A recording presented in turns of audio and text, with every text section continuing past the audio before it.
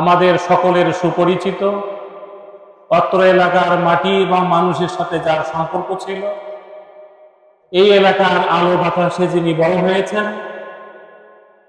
ইংরেজি পড়ুয়া ছাত্র হওয়ার পরেও যিনি অত্র এলাকার ঈদগাহে মসজিদে ঈদের নামাজে ইমামতি করেছেন, বিভিন্ন মসজিদে যিনি খুতবা দিয়েছেন, অত্র অঞ্চল শুধু নয় গোটা বাংলাদেশের শিক্ষক আন্দোলনের যিনি আইকন ছিলেন, যিনি শ্রেষ্ঠ শিক্ষক হিসাবে পদক পেয়েছিলেন, এরকম একজন নিরহ মানুষ অধ্যক্ষ মোহাম্মদ তুলুলুল বাহার রাহেমাহুল্লাহ, তারই প্রতিষ্ঠিত পান্তি জাবালে নূর রওশনী বাহার হাফিজিয়া মাদ্রাসা।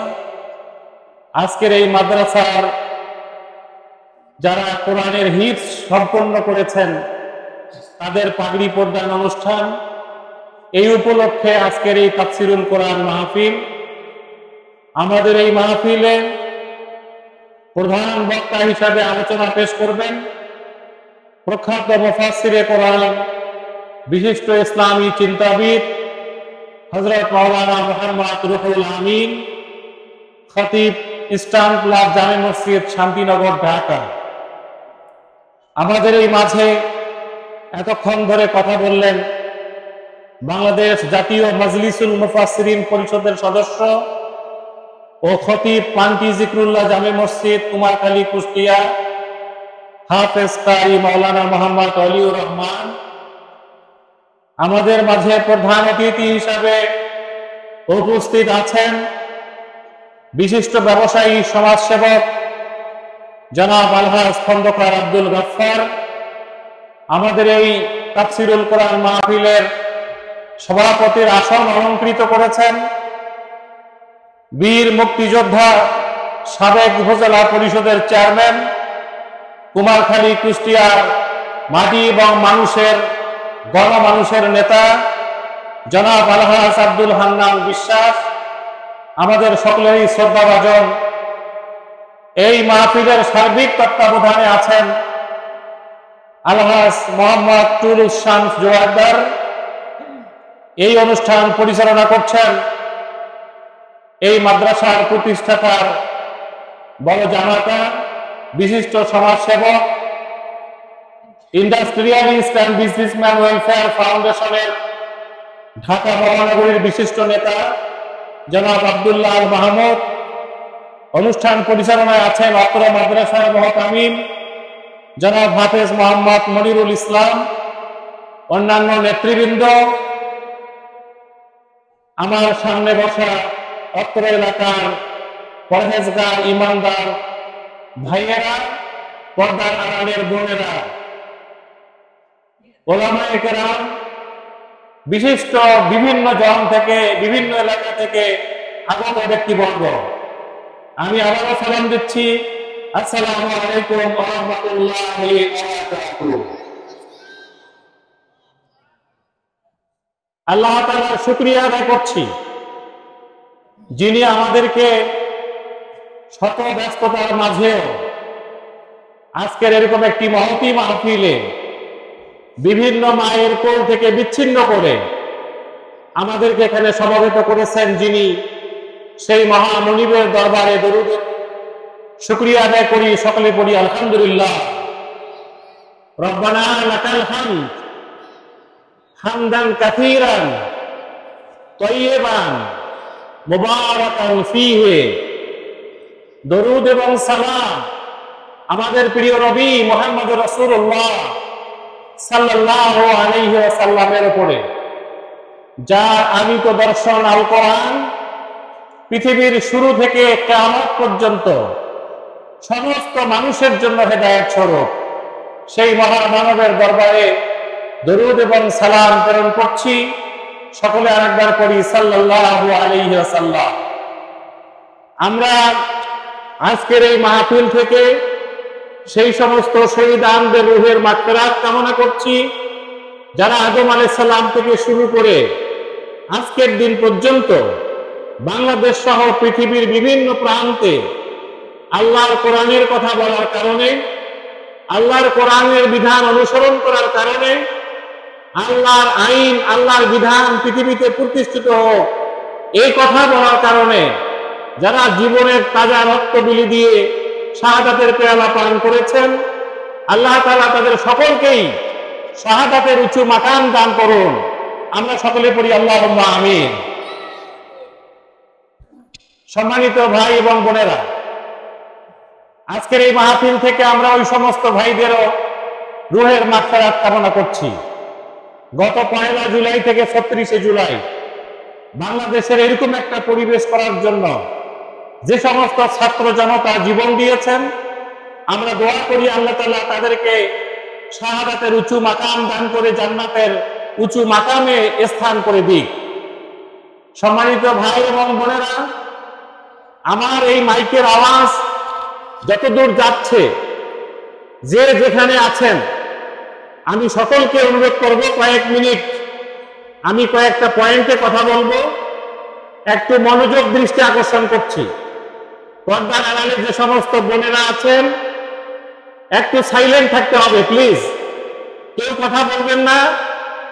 অধ্যক্ষ লুলুল বাহার এই স্বপ্ন দেখেছিলেন যে এই পান্তি সহ বাংলাদেশের মানুষ ইসলামের কথা শুনবে, তার আত্মীয় স্বজন, তার ভাই, তার বোন, তার ছেলে এবং মেয়েরা যারা এখানে এসেছেন, আমি সকলকে অনুরোধ করব একটু সাইলেন্ট থাকার জন্য, নীরব থাকার জন্য।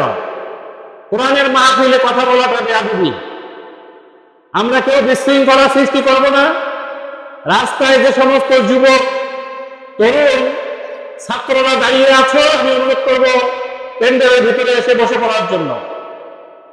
আসুন আমরা কয়েকটা পয়েন্টে কথা বলি, কয়েকটা পয়েন্টে। আমরা এখন কথা বলছি, এটা শাবান মাস, আরবি 12 মাসের একটি মাসকে শাবান বলা হয়। এই মাসের পরেই যে মাসটা, সেটাকে বলা হয় রমাদান। এই শাবান মাসের আগের মাসটাকে বলা হয় রজব। রজব মাস আসলেই আমাদের প্রিয় নবী মুহাম্মদুর রাসূলুল্লাহ সাল্লাল্লাহু আলাইহি ওয়াসাল্লাম আল্লাহর কাছে দোয়া করতেন, রব্বুল আলামিন বারিক লানা রজব ওয়া শাবান, তুমি আমাদেরকে রজব এবং শাবানের বরকত দান করো। বাল্লিগ না রমাদান, রমাদান পর্যন্ত সুস্থতার সাথে এবং রমাদানের নিয়ামত আমরা যেন পেতে পারি, রমজান পর্যন্ত আমাদেরকে সুস্থভাবে পৌঁছে দেওয়ার তৌফিক দাও। এই দোয়া আল্লাহর নবী করতেন। রজব এবং শাবান মাসে তিনি কমর বেঁধে মাটিতে জমিনে ছড়িয়ে পড়তেন, বেশি বেশি করে রোজা রাখতেন, বেশি বেশি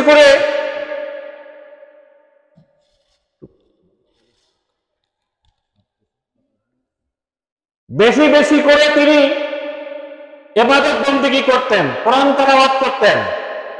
তো আমরা যেহেতু রমজান মাসের কাছাকাছি চলে এসেছি, আমি অনুরোধ করব আল্লাহর নবীর এই সুন্নাত, এই তরিকাটা যেন আমরা অনুসরণ করতে পারি। দোয়া করি আল্লাহ তাআলা আমাদেরকে সুস্থতার সাথে রমজান পর্যন্ত পৌঁছার তৌফিক দান করো। আল্লাহ তাআলা আমাদেরকে রমজানের শিক্ষা গ্রহণ করার তৌফিক দান করো। আল্লাহ তাআলা আমাদেরকে তারাবি, সেহরি, ইফতারি ঠিক মতো করার তৌফিক দান করো। আল্লাহুম্মা আমিন। সম্মানিত ভাই এবং বোনেরা, এই রমজান মাসে আগেই শাবান মাস, গত রাত ছিল নিসফে শাবান, যেটাকে আমরা শবে বরাতের রাত বলি।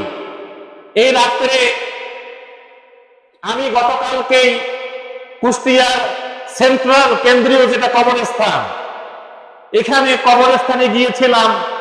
আমার শ্বশুর মহোদয় লুলুল বাহার সাহেব এখানে ঘুমিয়ে আছেন।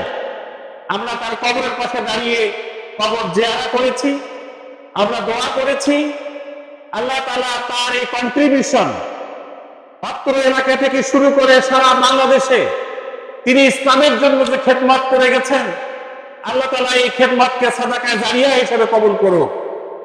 আমরা দোয়া করি আল্লাহ তাআলা তার কবরের সাথে জান্নাতকে লিঙ্ক করে দিক, তার কবরকে জান্নাতের টুকরা বানিয়ে দিক।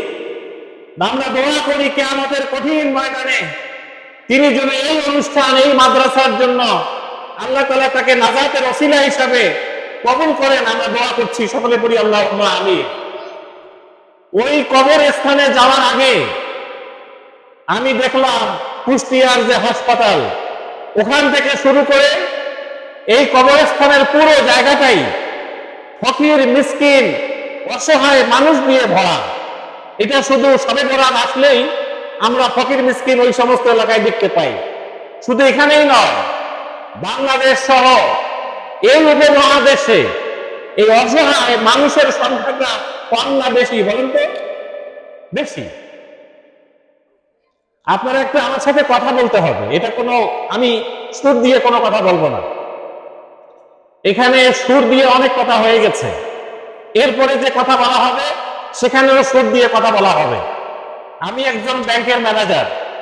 আমার ব্যাংকের ম্যানেজারি করাকালীন আমি যখন চেয়ারে বসি, আমার সামনে যখন লোক আসে, তখন তিনি হয় একটা অ্যাকাউন্ট খুলতে চান, অথবা একটা লোন নিয়ে বাড়ি করতে চান, অথবা জমি জায়গা নিয়ে কথা বলতে চান।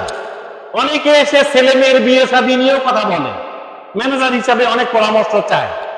কিন্তু আমার এই 20 বছরের চাকরি জীবনে আমি একজন গ্রাহককেও দেখি নাই আমার সামনে এসে সুর দিয়ে কথা বলছে যে ম্যানেজার সাহেব একটা অ্যাকাউন্ট করে দেন, অথবা একটা লোনের ব্যবস্থা করে দেন, অথবা ছেলে মেয়ের বিয়ে কি করা যায়। সুর দিয়ে আমার সাথে কেউ কথা বলে নাই। সুর দিয়ে কথা বললে মানুষের ওই দিকে নজরটা যায়, হুজুর কত সুন্দর সুর দিয়ে কথা বলতেছে, কিন্তু কথাটা কি হইতেছে এই দিকে কারো কোনো নজর নাই। কি বলেন, ঠিক কিনা? আপনি যখন কোনো সমস্যা নিয়ে কথা বলবেন, তখন সেই কথাটা দুই পক্ষ থেকে হইতে হবে, না হলে সমাধান হবে না। তো আপনি ছেলের মেয়ের বিয়ে দিবেন, মেয়ের বিয়ে দিবেন, জমি বিক্রি করবেন, বাড়িঘর কিনবেন, তার মানে সেখানে দুই পক্ষই কথা বলতে হবে, কথা বলে একটা সমাধানের দিকে যেতে হবে। বলেন ঠিক কিনা? তাহলে এখানে আপনারা যারা আসছেন, আমরা এখানে কিছু সমস্যা নিয়ে কথা বলতে চাই, কিছু দাবি নিয়ে কথা বলতে চাই। আমাদের এই কথাগুলো এই জায়গা থেকে পৃথিবীর একেবারে আমেরিকা পর্যন্ত চলে যেতে পারে। পৃথিবীর বিভিন্ন মানুষ আমাদের এই কথাগুলো গ্রহণ করতে পারে। আপনি ধরেন একটা মানুষ নামাজ পড়ে না, এটা কি সমস্যা নাকি সমস্যা না? বলেন। যদি সমস্যা হয় তাহলে নামাজ পড়লে কি হবে, না পড়লে কি হবে, এটার ভালো দিকটা কি, ক্ষতিকর দিকটা কি, উপকারটা কি, ক্ষতি কি, দুই পক্ষ মিলে আলোচনা করে সিদ্ধান্ত নিতে হবে। কি কথা ঠিক না? ঠিক। একটা লোক সিগারেট খায়, বিড়ি সিগারেট খায়, ধূমপান করে। এখন এই সিগারেট খাওয়াটা যে অন্যায়, এটা না খেলে স্বাস্থ্যের জন্য কি উপকারিতা আর খেলে কি ক্ষতি, এটা আলোচনা করে ডাক্তার এবং রোগীর মতো করে কথা বললে একটা সমাধান হতে পারে। সুর দিয়ে সিগারেট খাওয়া বন্ধ করা যাবে না। কি আমার কথা ঠিক আছে? তো এই জন্য অনুরোধ করবো আপনারা আমার সাথে কথা বলবেন। এই রজব মাসের শেষের দিকে আল্লাহ তাআলা তার নবীকে সরাসরি তার কাছে নিয়ে গিয়েছিলেন। এই ঘটনা আপনারা জানেন তো? কি বলা হয় এই ঘটনাটাকে বলেন তো? মেরাজ বলা হয়। মেরাজ মানে একটা সিঁড়ি যেটা উপরে উঠে, উপর থেকে উঠা যায়, লিফট বলে যেটাকে। এই মেরাজ একটা উপরের দিকে নিয়ে যাওয়ার বাহনে আল্লাহ তাআলা তার নবীকে তার কাছে নিয়ে গিয়েছিলেন।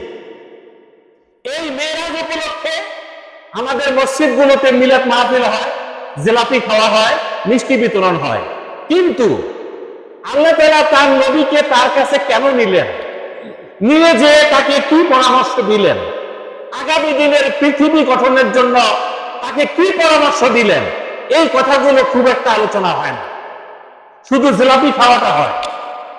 আমাদের দেশের কোন প্রধানমন্ত্রী অথবা প্রধান উপদেষ্টা যখন এই দেশ থেকে আরেক দেশে সফর করে, সফর থেকে ফিরে আসার পরে একটা সাংবাদিক সম্মেলন করে, কি করে না? সাংবাদিক সম্মেলন করার পরে সাংবাদিকরা তাকে জিজ্ঞাসা করে না, মাননীয় প্রধান উপদেষ্টা অথবা মাননীয় প্রধানমন্ত্রী, আপনি যে দেশের বাইরে গেলেন, আপনি কোন বিমানে গেলেন, বিমানের গতি ঘন্টায় কত কিলোমিটার ছিল, আপনি কোন হোটেলে খেয়েছেন, আপনি কি কাপড় পরেছিলেন, এই ধরনের প্রশ্ন করে? প্রশ্ন এটা করা হয় না। প্রশ্ন করা হয়, মাননীয় প্রধানমন্ত্রী, মাননীয় প্রধান উপদেষ্টা, আপনি যে আমেরিকা সফর করলেন, আমেরিকার রাষ্ট্রপ্রধানের সাথে আমাদের দেশের কি চুক্তি হলো, কি এগ্রিমেন্ট হলো? আমরা এই জাতি উন্নয়নে, দেশ এবং মাটির উন্নয়নে কি অবকাঠামো চুক্তি হলো, বাইলেটারাল কি এগ্রিমেন্ট হলো, এই বিষয়ে সাংবাদিক সম্মেলনে ব্রিফ করা হয়। বলেন ঠিক কিনা? মেরাজের এই ঘটনাটি ঘটেছিল আল্লাহর নবীর হিজরতের কিছুদিন আগে। এর আগে 13টা বছর 12টা বছর কেটে গেছে নবুয়তে। আল্লাহর নবীর মক্কার জীবনে নবুয়তের 13 বছর, আর মদিনার জীবনে হলো 10 বছর। এই 23 বছর হলো নবুয়তি জীবন। আর নবুয়ত পেয়েছেন তিনি 40 বছর বয়সে। কত বছর বয়সে? 40। তো 40-এর পরেই 23 বছর, এই 63 বছর তিনি এই দুনিয়াতে বেঁচে ছিলেন। মক্কার 13 বছরে এই মেরাজের আগ পর্যন্ত এক ওয়াক্ত নামাজ ফরজ হয় নাই, একটা রোজা কেউ রাখে নাই ফরজ রোজা, 1 টাকা যাকাত কেউ দেয় নাই, একদিনের হজ কেউ করে নাই। কথাটা আমার ভালো করে বুঝেন। মক্কায় আল্লাহর নবী নবুয়ত পাওয়ার পরে 13টা বছর কেটেছে। 12তম, এই 13তম বছরে হিজরতের ঠিক 6 মাস 1 বছর আগে মেরাজ হয়। এই মেরাজের মাধ্যমে 5 ওয়াক্ত নামাজ আমরা পাই। এই 5 ওয়াক্ত নামাজ আগে 12টা বছর আল্লাহর নবীর জীবনে কেটে গেল। এর মধ্যে অনেকে মারাও গেছে। সাহাবী নামাজ 1 ওয়াক্ত পড়ে নাই, রোজা একটাও রাখে নাই, যাকাত 1 টাকাও দেয় নাই, হজ একবারও করে নাই।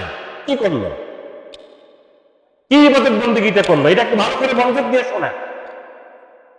এই 13টা বছরে আল্লাহর নবী মেরাজের আগ পর্যন্ত যে কাজটা করেছেন, এই কাজটাকে বলা হয় সংস্কার, সংস্কার, সংস্কার। এটাকে কোরআনের ভাষায় বলা হয় তাজকিয়া, তাজকিয়া, তাজকিয়া। এটাকে ইংরেজিতে বলে রিফরমেশন, রিফরমেশন, রিফরমেশন। এটা জিনিসটা কি বোঝা দরকার। আল্লাহ তাআলা কোরআন মাজিদের সূরা জুমা 2 নম্বর আয়াতে বলেছেন, হুয়াল্লাযী বা'আসা ফিল উম্মিয়িনা রাসূলাম মিনহুম ইয়াতলু আলাইহিম আয়াতি ওয়া ইউযাক্কিহিম ওয়া ইউআল্লিমুহুমুল কিতাবা ওয়াল হিকমা। এই কথাটা আল্লাহ সূরা বাকারাতেও বলেছেন, বিভিন্ন সূরাতে বলেছেন। আল্লাহ তাআলা নবী 40 বছরের নবুয়ত পাওয়ার পরে এই মেরাজের আগ পর্যন্ত 60টা দফায় কাজ করেছেন। তার 60 দফার এই মূল কাজটাই হলো তাজকিয়া। ব্রেন সংস্কার করতে হবে, মানসিকতার পরিবর্তন আনতে হবে, সমাজের মানুষগুলোকে আল্লাহর কোরআনের মুখী হওয়ার জন্য রেডি হওয়া লাগবে। এই 60 দফা ইয়াতুলু আলাইহিম আয়াতি, আল্লাহর কোরআনকে মানুষের সামনে ব্যাপকভাবে তুলে ধরো। 2 নম্বর, আল্লাহর কোরআনের জ্ঞান মানুষের মধ্যে তৈরি করে দাও। 3 নম্বর, কোরআনের যোগ্যতা, কোরআনের হিকমা, কোরআনের তালিম তারবিয়া মানুষকে ছড়িয়ে দাও। 4 নম্বর, কোরআনের হিকমা, কোরআনের গবেষণা, কোরআনের রিসার্চ। এই 4 দফা কাজ করে একটা জাতিকে 13টা বছর তিনি তৈরি করেছিলেন। কথা বুঝা গেছে ভাই? এই 13 বছরে এই কাজটা করতে যেয়ে আল্লাহর নবীকে অনেক বাধার মুখোমুখি হতে হয়েছিল। এই বাধার মুখোমুখি হতে যেয়ে 3টা পয়েন্টে আমি কথা বলবো, শুনেন। 1 নম্বর, আল্লাহর নবীর এই কার্যক্রমে তার স্ত্রী খাদিজা তাকে ব্যাপকভাবে সহযোগিতা করেছেন। 2 নম্বর, চাচা আবু তালেব তাকে ব্যাপকভাবে সহযোগিতা করেছেন। 3 নম্বর, তিনি তায়েফের ময়দানে যেও এই ইসলামের কথাগুলো মানুষকে শুনিয়েছিলেন। কিন্তু স্ত্রী খাদিজা দুনিয়া থেকে যখন চলে গেল, তখন তাকে আর পাশে দাঁড়াবার মতো একটা শক্তি তার হাত থেকে চলে গেল। চাচা আবু তালেব তিনি যখন মারা গেলেন, ইসলামের কথা বলতে যাওয়ার জন্য যত বাধা, এটা মোকাবেলা করার তার জন্য কঠিন হয়ে যাচ্ছিল। তায়েফের ময়দানে নানার দেশ, মামার দেশ, খামার দেশ, এখানে যে ইসলামের কথা বলতে যেও তিনি রক্তাক্ত হয়েছিলেন। বলেন ঠিক কিনা? আল্লাহ নবী রক্তাক্ত হয়েছিলেন কিনা? তায়েফের জনগণ তার চাঁদের মতো শরীরে তার গায়ে পাথর মেরেছিল। জাবের বিন সামুরা থেকে বর্ণিত একটা হাদিস, তিনি বলেন, আমি একবার পূর্ণিমার রাত্রিতে একবার পূর্ণিমার চাঁদের দিকে দেখি, আর একবার নবী মুহাম্মাদের দিকে দেখি, আবার পূর্ণিমার চাঁদের দিকে দেখি, আবার নবী মুহাম্মাদের দিকে দেখি, একবার পূর্ণিমার চাঁদ আর একবার নবী মুহাম্মদ। বারবার তাকিয়ে আমি দেখলাম পূর্ণিমার চাঁদের থেকেও আল্লাহর নবী সুন্দর। এরকম চাঁদের মতো সুন্দর একটা মানুষের গায়ে পাথর নিক্ষেপ করলো তৎকালীন সমাজ। কি অপরাধ ছিল মুহাম্মদ সাল্লাল্লাহু আলাইহি সাল্লাম? তো তিনটা ইস্যুতে স্ত্রী চলে গেলেন, চাচা মারা গেলেন, তায়েফের ময়দানে রক্তাক্ত হয়ে ফিরে আসলেন। এরকম একটা প্রেক্ষাপট, নবুয়তের 12তম বছর, আল্লাহর নবী একটা কঠিন সময় পার করছিলেন। আদৌ এই সমাজে কোথাও কোরআনী একটা সমাজ তৈরি হবে এরকম সম্ভাবনা দেখা যাচ্ছিল না। বুদ্ধিজীবী, মিডিয়া, সাংবাদিক কেউ তার পক্ষে কথা বলে না। এইরকম একটা মুহূর্তে আল্লাহ তাআলা সিদ্ধান্ত নিলেন যে আমার হাবিবকে আমি যে কোরআন বিজয়ী করার জন্য পৃথিবীতে পাঠালাম, সরাসরি আমার কাছে নিয়ে এসে তাকে কিছু পরামর্শ দেওয়া দরকার। এই জন্য তিনি মেরাজ সংগঠিত করেছিলেন। সুবহানাল্লাহ। এই কথাটা আল্লাহ তাআলা সূরা বনী ইসরাঈলে 1 নম্বর আয়াতে বলেছেন। এই মেরাজ থেকে আমরা যে পয়েন্টগুলো পাই, আমি দুই একটা পয়েন্ট আপনাদের সাথে সংক্ষেপে শেয়ার করতে চাই। তার কারণ বর্তমান বিশ্ব একটা অস্থির, বর্তমান সমাজ একটা অস্থির সমাজ, বর্তমান পৃথিবী একটা অস্থিরতার সময় পাস করছে। শুধু ইউরোপ আমেরিকা নয়, সারা পৃথিবীতে মানুষের হাতে মানুষ খুন হচ্ছে, বলেন ঠিক কিনা? আমেরিকার স্কুলে ডাইরেক্ট ফায়ার করা হচ্ছে, বিভিন্ন কানাডাতে, পৃথিবীর বিভিন্ন দেশে আজকে হত্যা, খুন, সন্ত্রাস, রাজধানী, চুরি, ডাকাতি, বদমাইশি, পারিবারিক কলহ দিন দিন বাড়তেছে না কমতেছে? বলেন বাড়তেছে।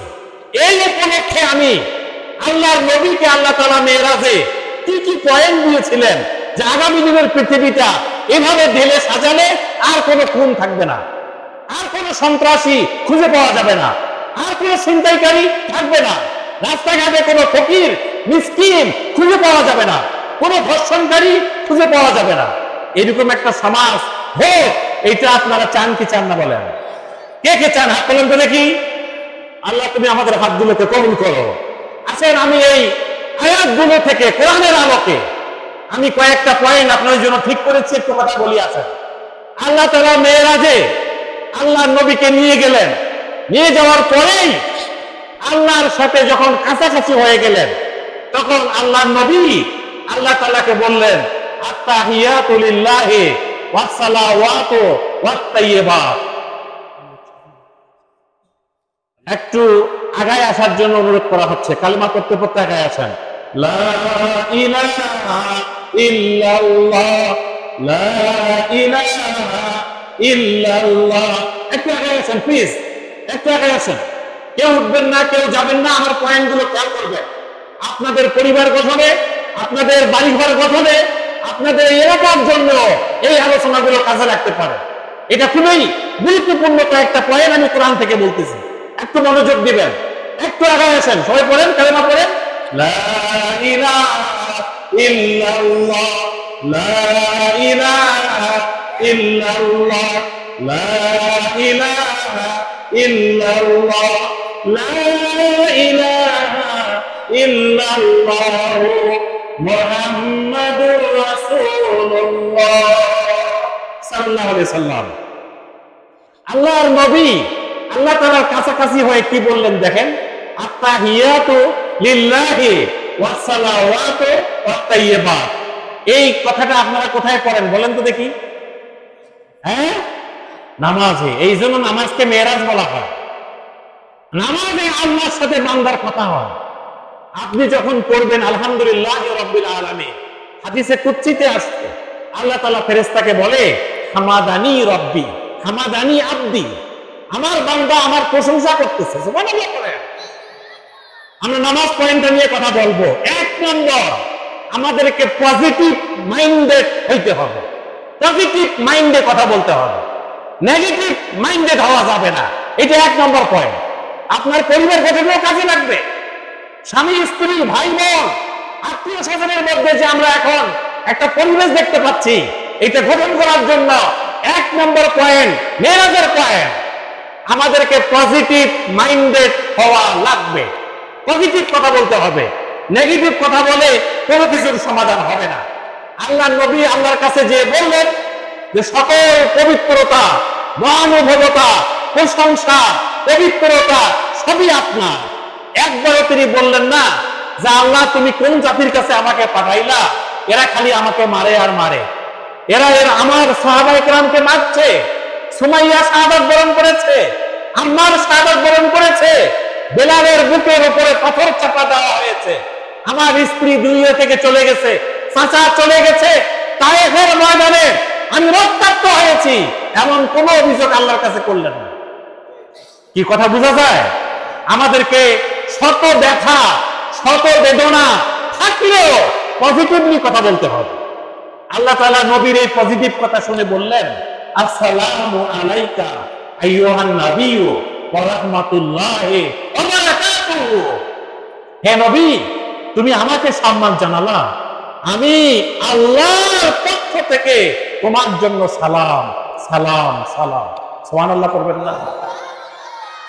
আল্লাহ তাআলার এই সালাম শুনে আল্লাহর নবী বললেন, আসসালামু আলাইকা আইয়ুহান নাবিয়্যু ওয়া রাহমাতুল্লাহি ওয়া বারাকাতুহু। আল্লাহ এই কথাটা বললেন। এরপরে আল্লাহর নবী বললেন, আসসালামু আলাইনা ওয়া আলা ইবাদিল্লাহিস সালিহিন। রব্বুল আলামিন, তুমি যে আমাকে সালাম দিলা, এই সালামের জবাব শুধু আমি একাই নিলাম না, কিয়ামত পর্যন্ত আমার যত উম্মত এই মেরাজের আদর্শ, আমি নবীর আদর্শ মেনে চলবে, তোমার এই সালাম, তোমার এই শান্তি, তোমার এই পিস সকল কিয়ামত পর্যন্ত সকল সালে বান্দার জন্য। সুবহানাল্লাহ। এই যে ডায়ালগটা হলো, এই যে কথোপকথন হলো, এটা শুনে ফেরেশতাকুল আশপাশ থেকে চিৎকার করে বললেন, আশহাদু আল্লা ইলাহা ইল্লাল্লাহু ওয়া আশহাদু আন্না মুহাম্মাদান আবদুহু ওয়া রাসূলুহু। আজকের বর্তমান বিশ্বে সরকারি দল, বিরোধী দল, সকল দল, দল মত, ধর্ম, বর্ণ নির্বিশেষে সবাই যদি এক টেবিলে, এক চেয়ারে বসে সকল ব্যথা, বেদনা, প্রতিহিংসা ভুলে গিয়ে সকলে মিলে পজিটিভ কথা বলে, বাংলাদেশ একটি সোনার বাংলাদেশ হতে পারে, একটা জান্নাতি বাংলাদেশ হবে।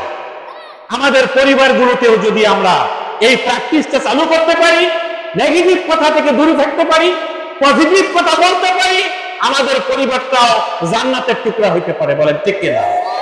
তাহলে আমরা আমাদের পরিবারে, আমাদের বাসায়, আমাদের পরিবারে, আমাদের এলাকায়, পাড়ায়, মহল্লায়, বাজারে, সমিতিতে, ঘাটে, মাঠে, রাজনীতিতে, অর্থনীতিতে, সকল ক্ষেত্রে আমরা পজিটিভ কথা বলবো। 1 নম্বর মেরাজের কথা। 2 নম্বর, মেরাজ থেকে আমরা যে তোহফাটা পাই সেটা হলো সূরা বাকারার শেষ রুকু। সূরা বাকারার শেষ রুকুটা আপনারা পড়বেন। এইখানে আল্লাহ তাআলা অনেকগুলো দোয়া আমাদেরকে শিখিয়েছে, অনেকগুলো দোয়া এখানে আছে। লিল্লাহি মা ফিস সামাওয়াতি ওয়া মা ফিল আরদ ওয়া ইন তুবদু মা ফি আনফুসিকুম আও তুখফুহু ইউহাসিবকুম বিহিল্লাহ ফায়াগফিরু লিমান ইয়াশা ওয়া ইউআসিবু মান ইয়াশা ওয়াল্লাহু আলা কুল্লি শাইইন কাদির।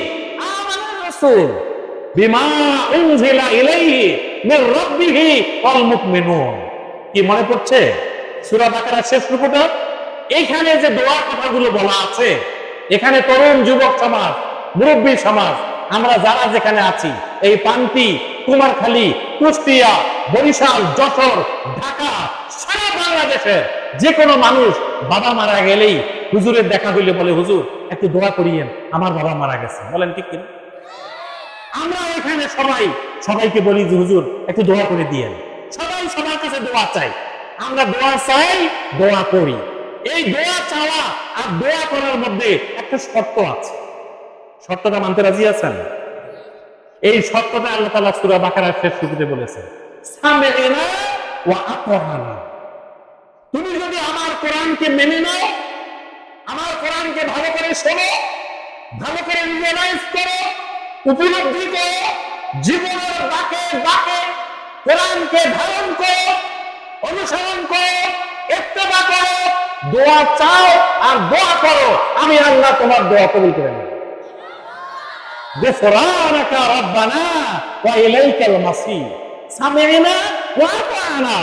আমার কথা ভালো করে শোনো, ভালো করে মেনে নাও। গুফরানা রাব্বানা ওয়া ইলাইকাল মাসির। রাব্বানা লা ইউকাল্লিফুল্লাহু নাফসান ইল্লা বুসআহা লাহা মা কাসাবাত ওয়া আলাইহা মা কাসাবাত। রাব্বানা লা তুআখিযনা ইন নাসিনা আও আখতা'না। ربنا ولا تحمل علينا إصرا كما حملته على الذين من قبلنا ربنا ولا تحملنا ما لا طاقة لنا به واعف عنا واغفر لنا وارحمنا أنت مولانا। কত সুন্দর কথা, বুঝতেছেন আপনারা? কিছু বুঝতে হবে। আপনারা ছোটবেলায় যে 5 টাকা, 10 টাকা, 50 টাকা, 100 টাকা, 500 টাকার নোট দেখেছিলেন, ওটা কি এখনো আছে? কি আছে? 50 বছর 100 বছর আগের নোট কি এখন আছে? কিন্তু 50 বছর 100 বছর আগের সূরা ফাতিহা, সূরা বাকারা এখনো আছে। ওই 5 টাকা, 10 টাকা, 100 টাকার নোট রিক্সা চালক, অটো চালক, ভ্যান চালক, জুতার মুসি, শাকসবজির দোকানদার কেউ চিনতে ভুল করলো না। এখনো আমরা সূরা বাকারার শেষ রুকু বুঝি না। কি ঠিক আছে কিনা? এখনো আলহামদুলিল্লাহ সূরা বোঝে না এরকম মুসল্লি আছে কিনা? আছে। প্লিজ সামি'না ওয়া আতা'না, এই শর্তে আমরা যদি একমত হতে পারি, আল্লাহ আমাদের দোয়াকে কবুল করে নেবে। সুবহানাল্লাহ।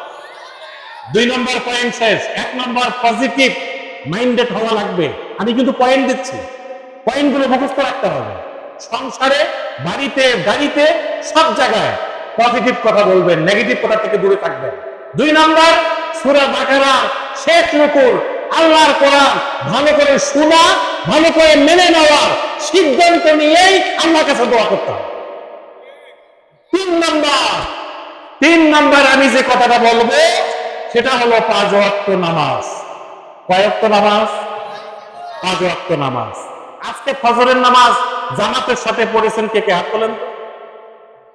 মাশাআল্লাহ, আলহামদুলিল্লাহ, আল্লাহু আকবার। আমরা আর কোনদিন 5 ওয়াক্ত নামাজের 1 ওয়াক্ত কাজা করব না। কে কে রাজি আছেন? হাত তোলেন তো। আল্লাহ তুমি কবুল করো।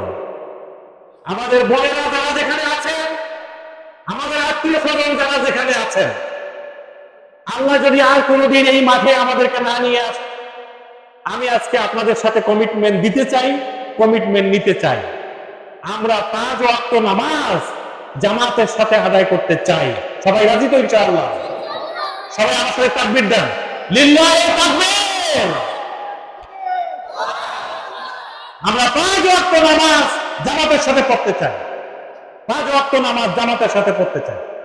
আমার কাছে অবাক লাগে কিভাবে একটা ছেলে, একটা মেয়ে, একটা যুবক, একজন যুবতী, একজন নারী, একজন পুরুষ কিভাবে, কোন লজ্জায়, কোন বিবেকে সে নামাজকে কাজা করে। বলেন ঠিক কিনা? নামাজের জামাত চলছে, তার পাশেই চায়ের দোকানে সিনেমা চলছে, মানুষের গল্প গুজব চলছে, সে নামাজের জামাতে অ্যাটেন্ড করতেছে না। এটা কোন ধরনের বিবেক? এই বিবেক থেকে আমাদেরকে বের হয়ে আসতে হবে। আমি স্কুলের বাচ্চা, মাদ্রাসার বাচ্চা, কলেজের ছেলে মেয়ে, ইউনিভার্সিটির ছেলে মেয়ে, ব্যবসায়ী, রাজনীতিবিদ, অর্থনীতিবিদ সকলকে উন্নত করতে চাই। 5 ওয়াক্ত নামাজ জামাতের সাথে পড়ার সিদ্ধান্ত নিতে হবে। পারবো তো ইনশাআল্লাহ? কোন বিবেকে, কোন অপরাধে, কিসের ইশারায় আপনি নামাজকে কাজা করছেন? How can it possible? কিভাবে এটা সম্ভব? আল্লাহর নির্দেশ 5 ওয়াক্ত নামাজ পড়ো। 50 ওয়াক্ত নামাজ নিয়ে আল্লাহর নবী মেরাজ থেকে আসছিলেন। মুসা আলাইহিস সালামের সঙ্গে দেখা, বললেন যে তোমার উম্মত দুর্বল হবে, গো টু ব্যাক, আবার ফিরে যাও, আল্লাহর সাথে আবার কথা বলো। এইভাবে বারবার ঘোরাফেরা করে আমাদেরকে 5 ওয়াক্ত নামাজ দেওয়া হয়েছে। আমাদেরকে বলা হয়েছে 5 ওয়াক্ত নামাজ পড়ো, আমি আল্লাহ 50 ওয়াক্ত নামাজের সওয়াব তোমার আমলনামায় দিয়ে দেব। আপনার বাড়ির পাশে যদি একটা পুকুর থাকে অথবা একটা ছোট্ট নদী থাকে, যে নদীটা এই ব্রিজের নিচ দিয়ে এক সময় বয়ে যেত, এই নদী এখন মরে গেছে, বলেন ঠিক কিনা?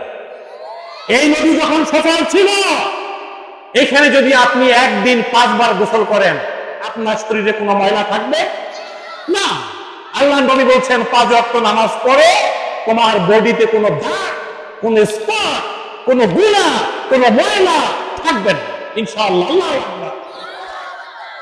আরেকটি কথা হলো, নামাজকে মনে করতে হবে এটাই আমার শেষ নামাজ, এর পরের ওয়াক্ত পাবো কিনা আমি জানি না, বলেন ঠিক কিনা? প্রত্যেক ওয়াক্ত নামাজকে শেষ ওয়াক্ত মনে করে পড়তে হবে। আর নামাজের সূরা কেরাত যাগুলো পড়ে বুঝে পড়তে হবে। এর প্রত্যেকটি ওয়ার্ড, প্রত্যেকটা সেন্টেন্স এটা মিনিংফুল, এটা ভালো করে বুঝে এর আলোকে জীবনটাকে ঢেলে সাজাতে হবে। আপনি যখন যে বলেন আল্লাহু আকবার, নিয়ত বদলেন। আল্লাহু আকবার কি আমরা বুঝি? হোয়াট ইজ আল্লাহু আকবার? আল্লাহু আকবার কাকে বলে? আল্লাহু আকবারের সংজ্ঞা কি? আল্লাহ কি জিনিস, আকবর কি জিনিস, সুবহান রাব্বিয়াল আলা কি জিনিস, সুবহান রাব্বিয়াল আযীম বলতে কি বোঝায়? দুই সেজদার মাঝখানে আল্লাহুম্মা গফিরলি ওয়ারহামনি ওয়াহদিনি ওয়াহদিনি ওয়ারজিকনি কি বললেন? কি বুঝাইলেন আপনি? সুবহান রাব্বিয়াল আলা কি বুঝালেন? সুবহান রাব্বিয়াল আযীম কি বুঝাইলেন আপনি? আমার কাছে অবাক লাগে, কলেজে শিক্ষকতা করে, ভার্সিটির লেকচারার, বড় মানের শিক্ষক, অথচ এখনো সুবহান রাব্বিয়াল আলা সুবহান রাব্বিয়াল আযীম বোঝে না। এরকম লোক আছে কিনা? মাস্টার ডিগ্রি পাস, বাপ মরে গেছে, জানাজা পড়াইতে পারে না, এরকম লোক আছে কিনা? নিজের প্রবন্ধ করতে পারে না, আকিকাটাও দিতে পারে না।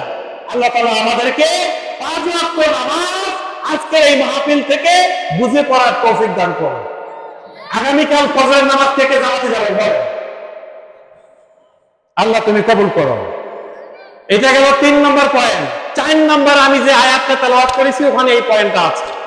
আল্লাহ তাআলা বলছেন ওয়াকাদা রাব্বুক,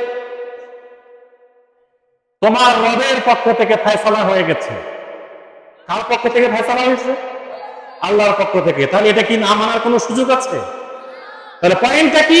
প্রজ্ঞাপন, এটা জারি হয়ে গেছে, পার্লামেন্টে আইন পাস হয়ে গেছে আল্লাহর পার্লামেন্ট।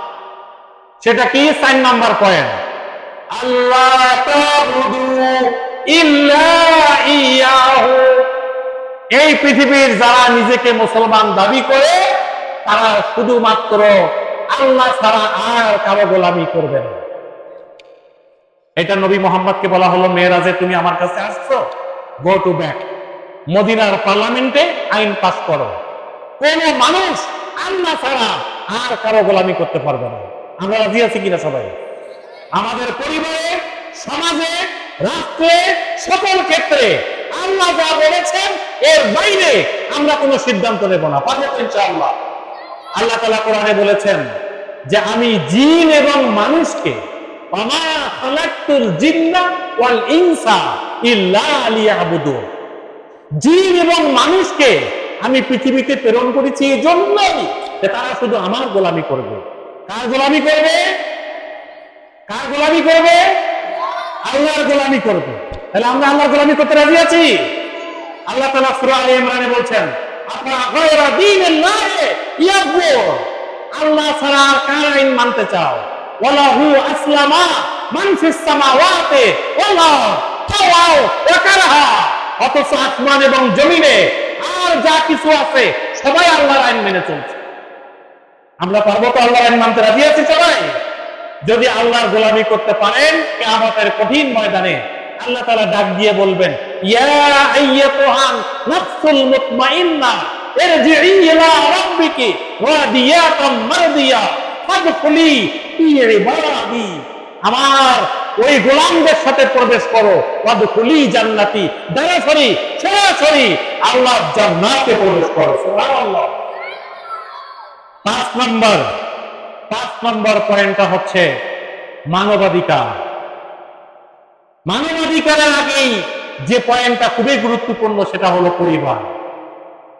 আল্লাহ তাআলা বলেছে ওয়াবিল ওয়ালিদাইনি ইহসানা ইম্মা ইয়াবলুগান্না ইনদাকাল কিবার আহাদুহুমা আও কিলাহুমা ফালা তাকুল লাহুমা উফফিন ওয়ালা তানহারহুমা ওয়া কুল লাহুমা কাওলান কারীমা। বান্দা, আল্লাহর গোলামি করার পরে তোমার পরবর্তী সিদ্ধান্ত যেটা নিতে হবে সেটা হলো তোমার বাবা মা, তোমার পরিবার, এটাকে তোমার গঠন করতে হবে। আজকে আমাদের সমাজে বাবা মা, অনেকের সমাজে মুসলমানের ঘরেও বাবা মা বঞ্চিত, এরকম আছে কিনা বলেন? অনেক বাবা মাকে আজকে ওল্ড হোমে, বৃদ্ধাশ্রমে আশ্রয় নেওয়া লাগতেছে। এ কথা সত্য না মিথ্যা? প্যারেন্টস ডে নামে ডে বের করা হয়েছে, বাবা ডে, মা ডে। এই দিনে ছেলেরা একটা লুঙ্গি, একটা মায়ের জন্য শাড়ি কিনে উপহার পাঠায়। এর থেকে হতভাগা জাতি আর কেউ হতে পারে না। আল্লাহ বলছে তোমার মা অথবা তোমার বাবা সে বৃদ্ধ অবস্থায় যদি তোমার কাছে পৌঁছে যায়, তোমার আচরণ এমন করা যাবে না যাতে তোমার বাবা মা খুব শব্দটা করে। আল্লাহু আকবার করে। কোন আচরণে তরুণ যুবক সমাজ, আমি পরিষ্কার করে বলতে চাই, এমন আচরণ বউয়ের কারণে হোক, আত্মীয় স্বজনের কারণে হোক, বাবা মায়ের সাথে করা যাবে না যাতে বাবা মা খুব শব্দটা করে। ওয়ালা তানহারহুমা, বাবা মাকে ধমক দেওয়া যাবে না। ওয়া কুল লাহুমা কাওলান কারীমা, বাবা মায়ের সাথে সম্মানের সাথে কথা বলতে হবে। পারবো তো ইনশাআল্লাহ? এবং বাবা মাকে রহমতের চাদর দিয়ে বিছায়ে রাখতে হবে। ওয়া কুল রাব্বিরহামহুমা কামা রাব্বায়ানি সাগীরা, প্রত্যেকটি জায়গায়, প্রত্যেক মুহূর্তে, প্রত্যেক ওয়াক্ত নামাজে বাবা মায়ের মৃত্যুর পরে কবরের পাশে দাঁড়িয়ে হাত তুলে বলতে হবে রব্বিরহামহুমা। আমার সাথে পড়েন সবাই, রব্বিরহামহুমা কামা রাব্বায়ানি সাগীরা।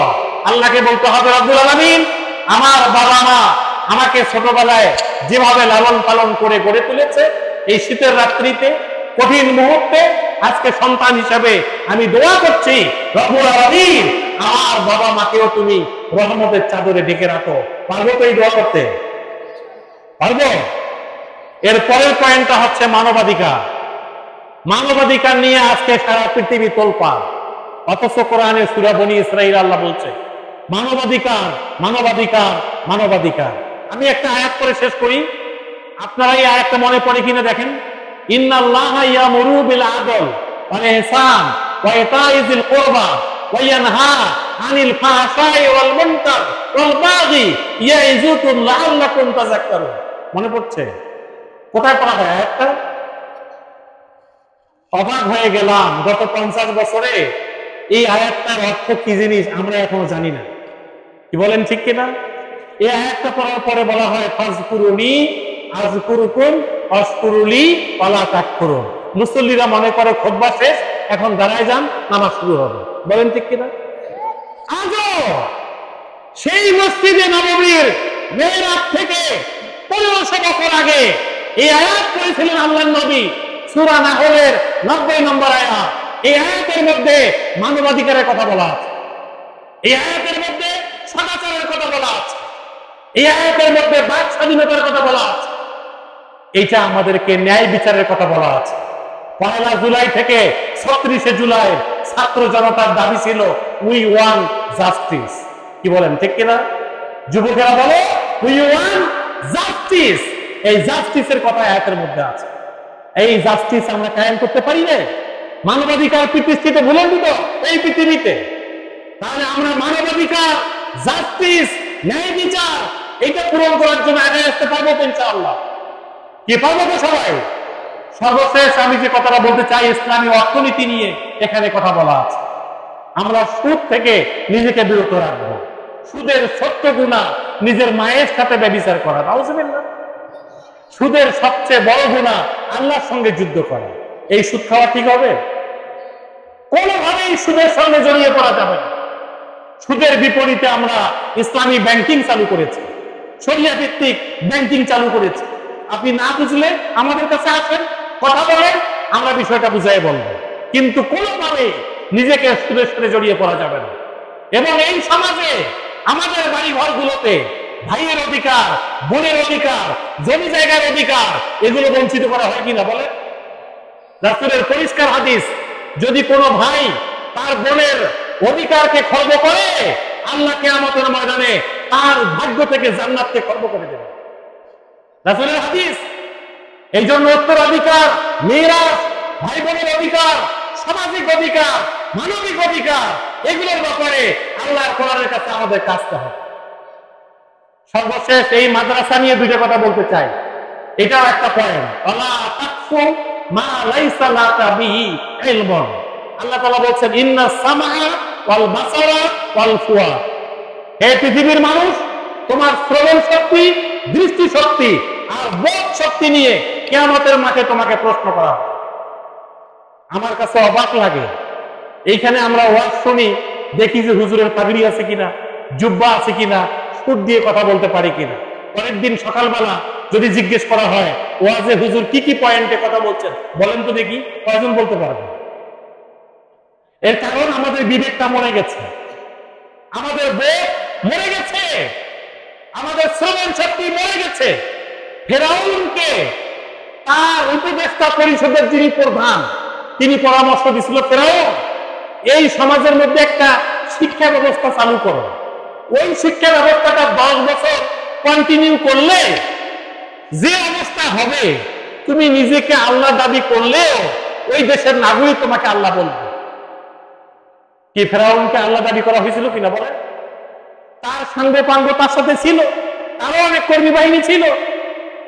এই শিক্ষা ব্যবস্থাটাই আমাদের পুরো শিক্ষা ব্যবস্থাটা এমন হয়েছে, আমরা একদিকে কিছু স্কুল বানাইছি আর একদিকে কিছু মাদ্রাসা বানাইছি। আমার কাছে অবাক লাগতেছে, বাংলাদেশের কোন স্কুলে পুরো কোরআন শরীফ শেখার কোনো ব্যবস্থা নাই। আছে বলেন? কোন কলেজে, কোন ভার্সিটিতে নাই, কোন পীর সাহেবের দরবারে, কোন রাজনীতিবিদদের অফিসে কোথাও কোরআন শেখার কোনো ব্যবস্থা নাই। অথচ কোরআন শেখাটা সবার জন্যই ফরজ।